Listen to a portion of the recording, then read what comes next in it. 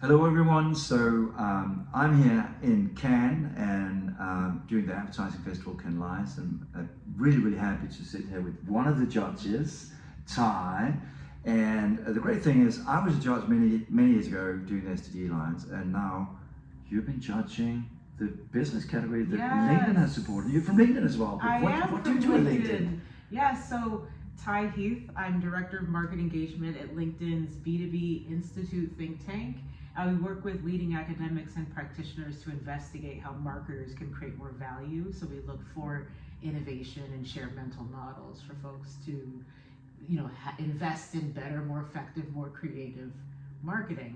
And yes, it was an honor to judge the Creative B2B Lions. Yeah. This is actually just the second year of the Creative B2B Lions. We worked as a strategic thought partner last year with a bunch of other experts to conceive the category just last year. So a really proud moment to return, this time as a judge for the category.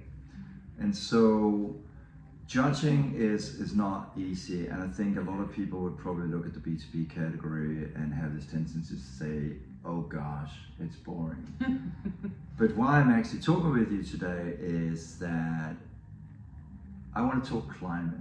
And especially because we had a really interesting conversation the other day where I talked about my disappointment, your disappointment in the support for climate when we look at the overall festival, and especially when we look at B2C brands where you would think there would be a great push from citizens out there to say, wake up brands, wake up PepsiCo, wake up Coke to do something.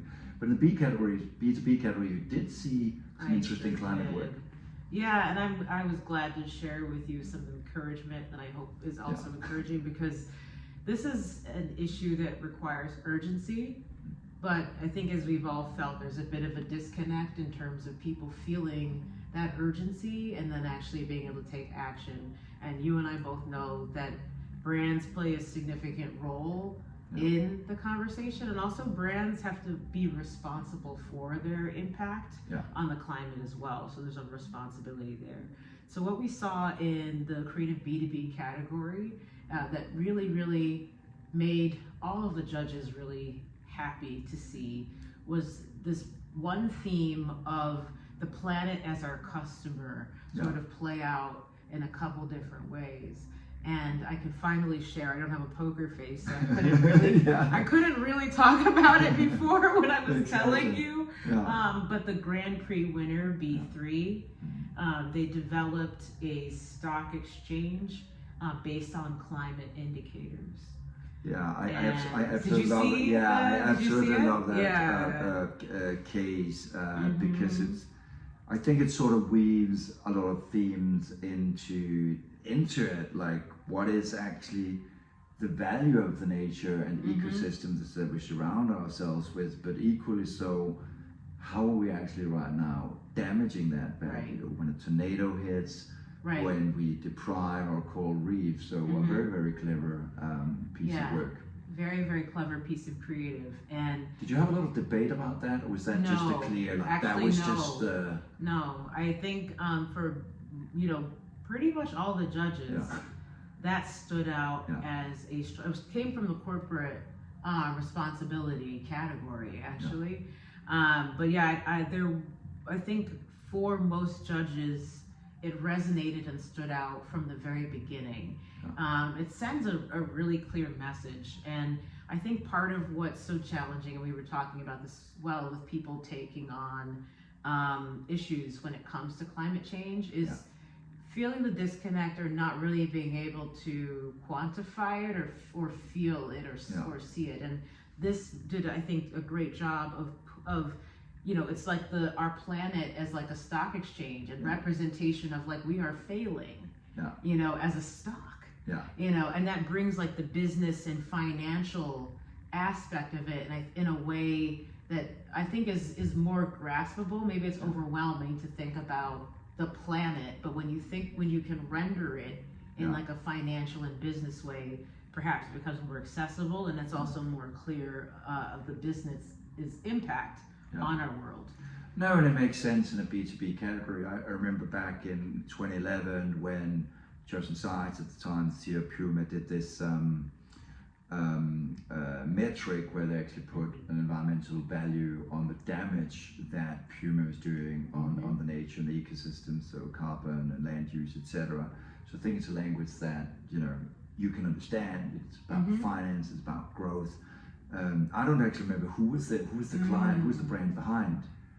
Oh, the brand behind the rendering. Yeah. So the campaign was called Earth. It was a agency out of Brazil. Okay, fantastic. Yeah, well done, Brazil. Well done, Brazil. Called Terra Yeah. there, but B3 Okay. is the rendering. Yeah.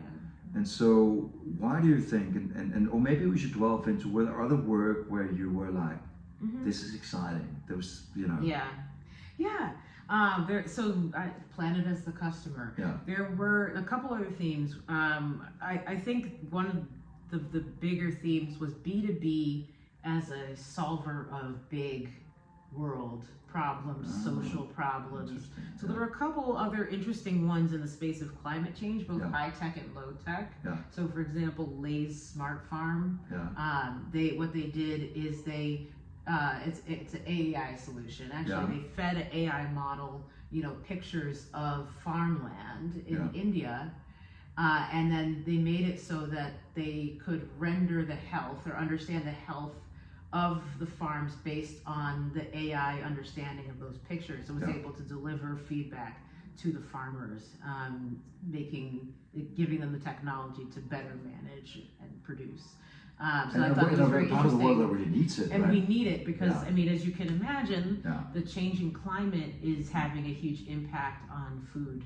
It's precarious, right? So we do need that, and I think one of the things that was said was that generations of farmers will probably stick in with this new technology to help. So that was one big thing, and then a low-tech solution. Nativa meter, a campaign called Nativa meter, made by beer brand Bavaria. They used a beer bottle that also served as a rain gauge. So as you can imagine, and I believe this was and I hope I'm not wrong about this, out of Colombia. So climate change is having an impact there too. It's making it very difficult for farmers to kind of gauge and manage water levels and understand what's going on and what to do. So this beer bottle, they designed with science, designed a way for it to serve as a gauge for what's going on and therefore what to do. And then they linked it with a support on WhatsApp that you can contact. You can say, here's what this simple bottle is telling me about how the climate, what's going on with the climate in my farm, and they would get feedback on what to do with that. So we gave that campaign, I believe, a lion as well. And I love this crossfield between low tech and high tech. And I remember back many years ago, there was this campaign called, for example, Leaders of Light, where they basically took old plastic bottles, PET bottles, and put chlorine into it, and then that could be assembled in the roof, and it would light up houses in more informal settlements. So I think, lots of opportunities there. Why do you think that B2B seems to be leading the way on this topic? Because that makes me curious, because I was so disillusioned when I saw all the other work coming out, and now you already mentioned 3 things that actually makes me excited. And there's more. There's actually that's the thing that what you just pointed to is something I'm really excited about. Because there's so much opportunity in B2B, and when you the significance and also size of the brands. So when you think about, it's the difference, if we talked about this a little bit, like a consumer solution where it's maybe feels more one-to-one, but what can an intentional business drive? So at the level of business, and not just to be clear, there are human beings involved, both in the creation of the solutions and then the people being served by the solutions. But now we're operating at the business level. So how does that move the needle? I think that these brands recognize the capacity, and that's what I'm really excited about. How do business solutions move things forward? So I mean, there were so many other examples. Vattenfall's campaign, they designed a bike. I've seen Did you that see- one. did you Yes, see that? I didn't know how it did fare, Yeah. but basically, they built this bike as Mhm. out of as low carbon emission parts as humanly possible Yes. to encourage others. It's an electric bike Exactly. to encourage others to embrace Yeah. electrification. I'm happy that one did well. I'm such a so nerd when it comes to campaigns. I remember see, I that. see So, that. So, see, but you know, I happy that one did well. like, and I think the point there and that they made that was really interesting is that we've seen brands talking about these things an awful lot. Yeah. But they said, you know, we have to actually push further than that, and how can we show something? So I also saw a couple of.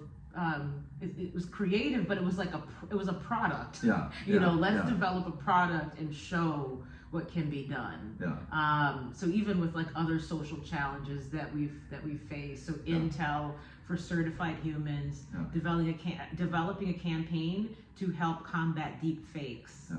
So recognize the insight being that when a human face is, you know, when we're talking and a human face blood flow is moving in a certain way. And so being able to discern what's an actual human face from a deep fake. You know, in a time that's Disclaimer: we are real. this is not. If Intel is watching, like, look at this. This is real. Face. Yeah. No, but for me, this is it's really encouraging, and thank you for lending your time and sharing a bit of the insights about judging.